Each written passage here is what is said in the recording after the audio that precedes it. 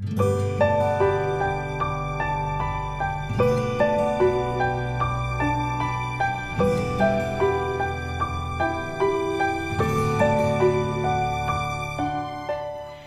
on the island of Shikoku, which is famous for its walking pilgrimage. There are 88 temples here, and people used to walk from one to the other, which took at least a month, if not more, because it's over 1,000 miles. The temples are all over the island. So nowadays it's acceptable to drive or to go by bus. I'm going to be walking, but I'm just doing it for a few days to dip my toes in the water and get a feel for what it's like. But first, I had to actually get there.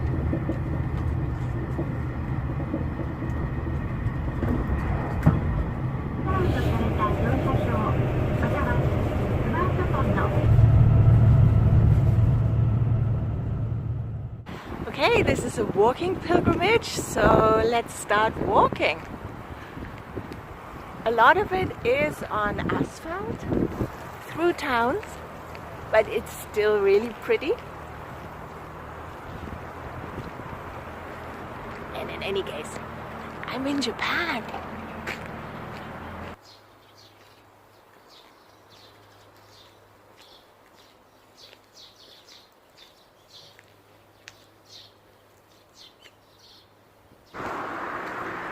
Nearly there now.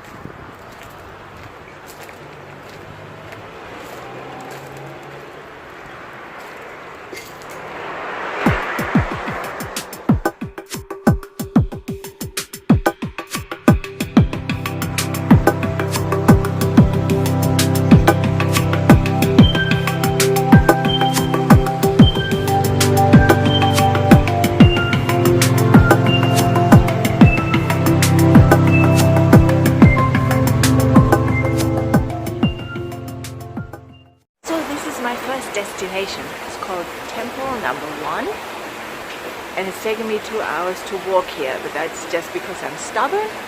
I didn't want to take the bus, but you can totally take the bus. I think I'm actually going to take the bus back. This is a traditional pilgrimage spot that goes back to a monk called Kobo Daishi, and he's a beloved figure in Japan. He was a monk, but he also made his mark on calligraphy, education, the fine arts, civil engineering. It is said that he was a kind of Japanese Superman.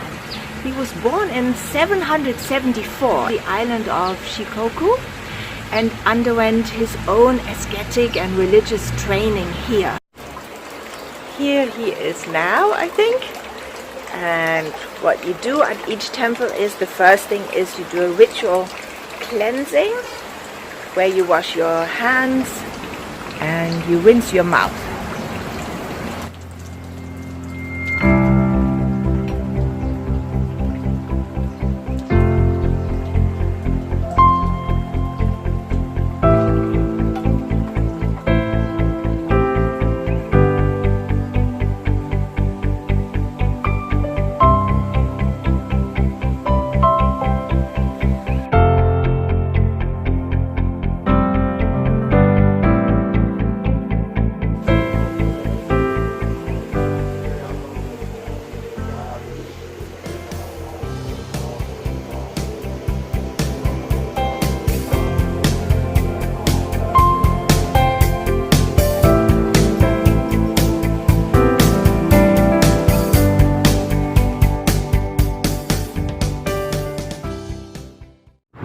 Walking on to the next temple, temple number 2.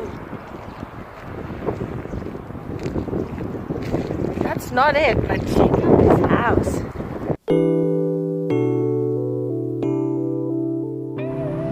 Fortunately, it didn't take so long this time to reach my next destination, temple number 2.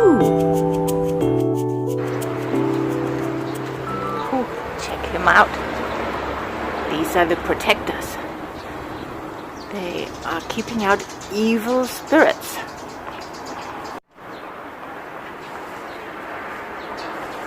One on each side. Whoa! I had arrived in Japan a few weeks earlier, but to be honest, it is now that I feel deeply connected to this land, to the earth, because I feel the ground itself holds the memory of the sacred traditions and practices that have been accumulated here for over 1,000 years. I don't think you need to be a worshipper of Kobo Daishi or Japanese Buddhist to do this pilgrimage. For me, this is about reflection and thinking about my own life and my own values and what I want to do with it and how I want to grow and where I'm at and where I'm going. So I think a pilgrimage, a walking pilgrimage particularly, gives you a lot of time to be with yourself, be in nature, think, get a spiritual vibe whenever you hit the temples. That is very elevating, at least for me. I really feel the blessings. But then process that in your own way, in your own life.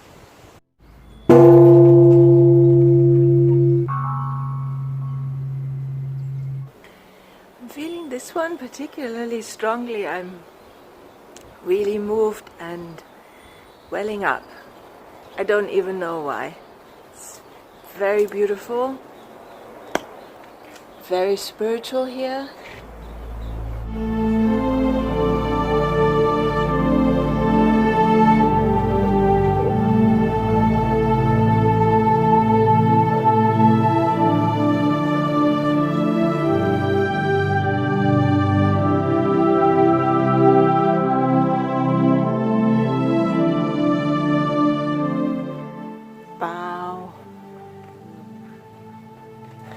Let me show you the next step. So this is the main hall, and then there's another bell you're supposed to ring. It's on this string, so you pull the string and ring the bell. Let's see if I can do it.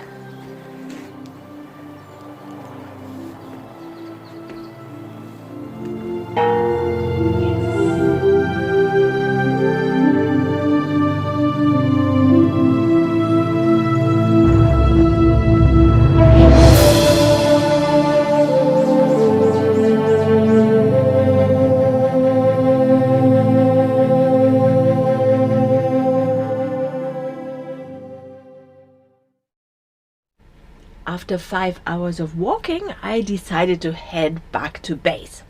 That pink house is the guest house I'm staying at and from where I'm exploring the temples in the vicinity. And this is where I'm staying. Very, very Japanese.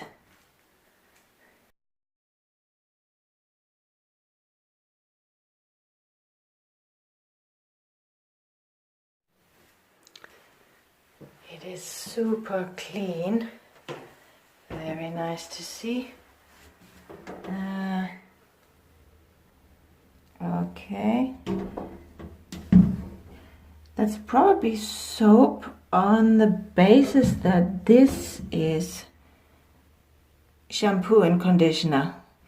I don't know which is which, so I'll just have to try it and then the proof will be in the pudding or in my hair.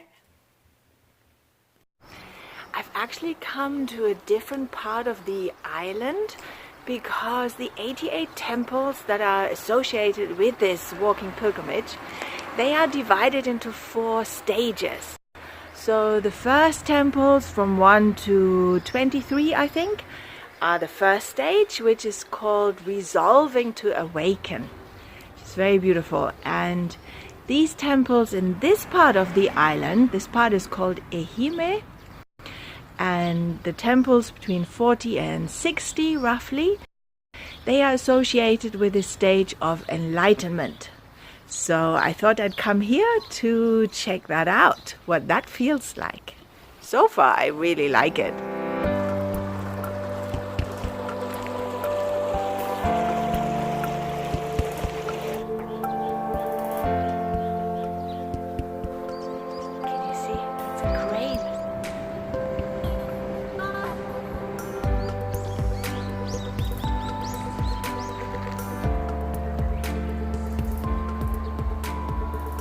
Another hen row, a pilgrim. I'm actually getting pretty excited now. I must be really close because I can smell the incense. Here we are. This is today's temple, number 64. And that little bell you can hear, that is on a walking stick of another hen row.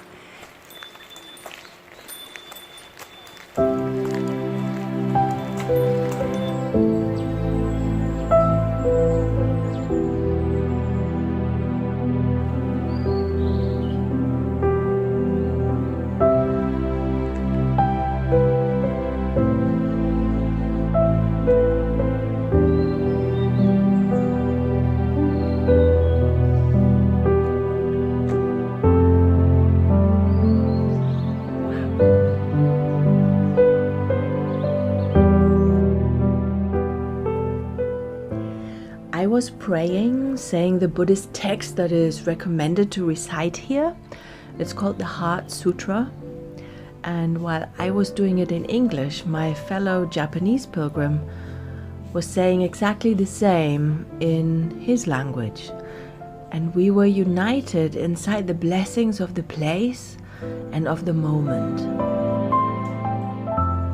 That is spirituality for me, an awareness of something that transcends the ordinary and connects you to the eternal, lets you experience true union with nature, with those around you, with the divine.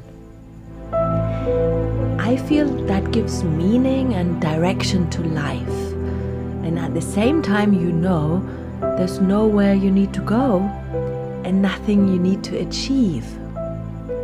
It gives true peace and true purpose. And that is what a pilgrimage is ultimately all about.